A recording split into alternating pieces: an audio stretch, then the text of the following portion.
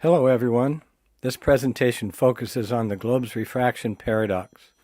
I'm going to try to keep it short, so please pause on any slide if needed. As an observational reference, I'll use the tree near Ventura, California, as seen below. Here's the camera location, camera elevation, and distance to the tree. This is a typical view of the tree from UCSB. In general, there's two basic forms of terrestrial refraction, upward and downward.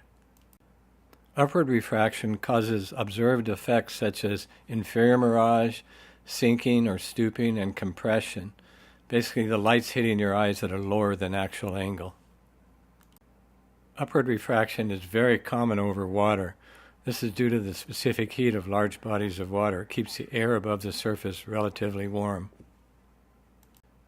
Here's a few examples of upward refraction, ranging from little, if any, refraction in the upper left to heavy inferior mirage upward refraction in the lower right.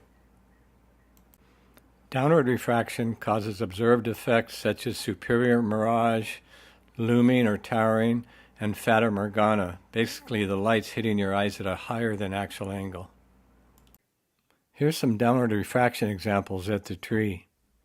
These effects are fairly rare. Globe defenders typically cite downward refraction as a reason for observing objects in the distance that should be below the horizon.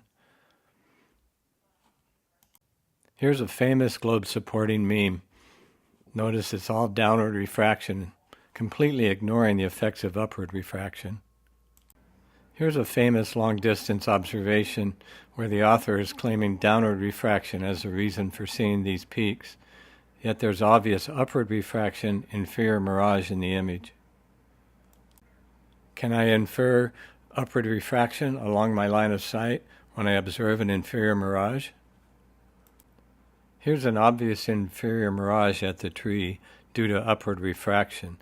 It's in a zone that actually should be below the globe horizon geometrically.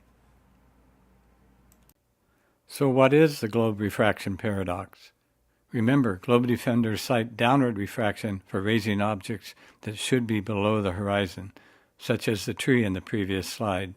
Yet there's the tree with obvious upward refraction effects at play, effectively lowering a tree, not raising it. Here's a peer review of the globe refraction paradox by Gemini AI. It agrees with the assessment here. And here's one just for laughs. Thanks, everybody.